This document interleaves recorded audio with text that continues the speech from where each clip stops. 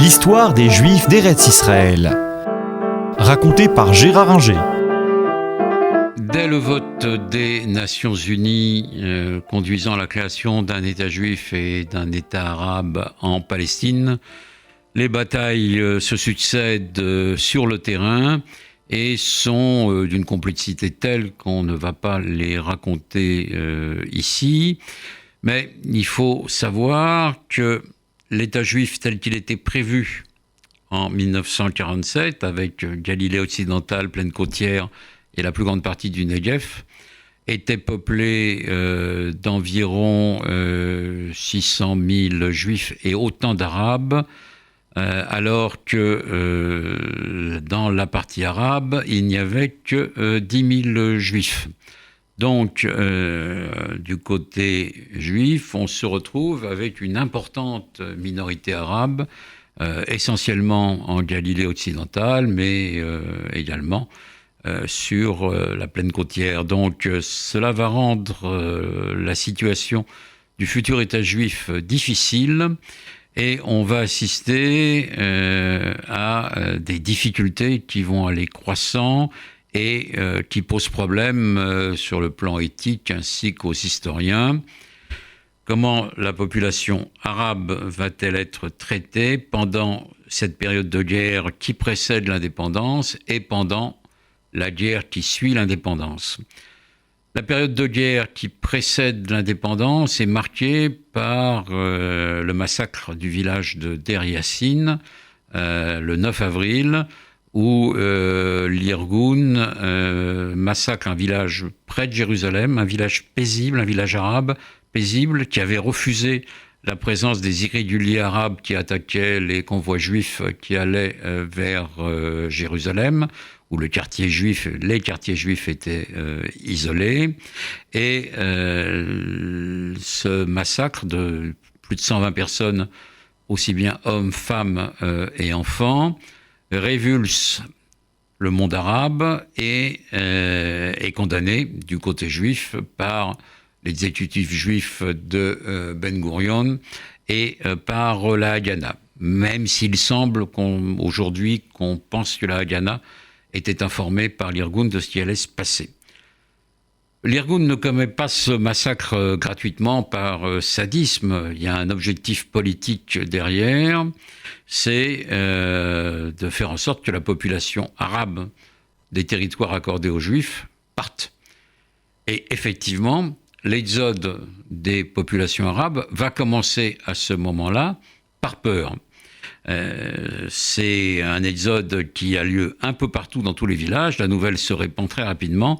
Et les Arabes ont peur et se disent que les armées arabes qui se massent aux frontières du futur État juif pour l'attaquer dès la proclamation de l'indépendance vont pouvoir leur permettre de rentrer chez eux. L'indépendance, on le sait, je ne vais pas m'y étendre, est proclamée par Ben Gurion à Tel Aviv le 14 mai 1948.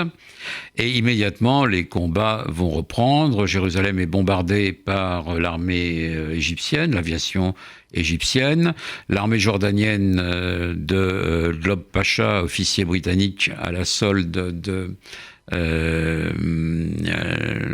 la Jordanie, la Transjordanie, va entrer en Cisjordanie, non pas pour créer un État palestinien ou arabe, mais pour l'annexer purement et simplement. Le roi Abdallah ne s'en cache pas. Il veut annexer la partie arabe de la Palestine. Ses relations d'ailleurs avec le futur État juif sont complexes. Il négocie avec Golda Meir, mais les négociations n'aboutissent pas. Il propose aux Juifs de créer un État autonome sous souveraineté jordanienne. Les futurs Israéliens refusent.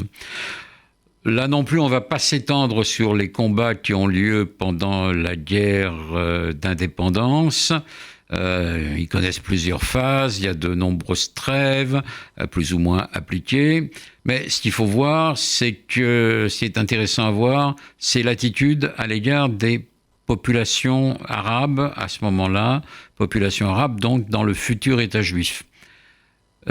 Contrairement à ce que certains historiens ont dit, il n'y a pas de plan Dalet, plan D, consistant à chasser systématiquement les Arabes des territoires qui devaient revenir aux Juifs, donc aux Israéliens.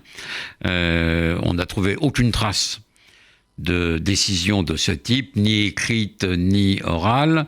Il existe un plan D, un plan Dalet, qui prévoit que le long des routes, notamment celles qui mènent à Jérusalem, le long des axes routiers principaux, et lorsque le village ou la petite ville est peuplée d'Arabes hostiles à l'État juif qui reçoivent des irréguliers ou les armées arabes, il faut effectivement les chasser, mais il n'y a pas de plan consistant à chasser l'ensemble de la population arabe. On assiste donc à des situations complexes un peu partout. Tantôt les Arabes, à la suite de Der Yassin, partent d'eux-mêmes, et c'est le cas le plus fréquent. Tantôt la Haganah chasse et pousse devant elle les Arabes habitant des villes hostiles. C'est le cas notamment à Lydda, le futur Lod, et à Ramleh. Tantôt les Juifs demandent aux Arabes de rester. Ça a été le cas du côté de Tibériade. Les Arabes ont refusé, ils sont partis. Tantôt, les maires eux-mêmes les maires juifs demandent aux Arabes de rester. Ça a été le cas à Haïfa, mais la population arabe, pour l'essentiel, pas toute, pour l'essentiel, est partie. Ce qui fait qu'au moment des armistices de 1949, signés à Rhodes, il ne reste plus que 150 000 Arabes dans le territoire israélien, une minorité qui va donc peser d'un poids relatif, environ 15% de la population de l'État juif à l'époque, mais on est loin des 500-600 000 Arabes qui devaient y vivre. Donc le problème des réfugiés palestiniens est né à ce moment-là.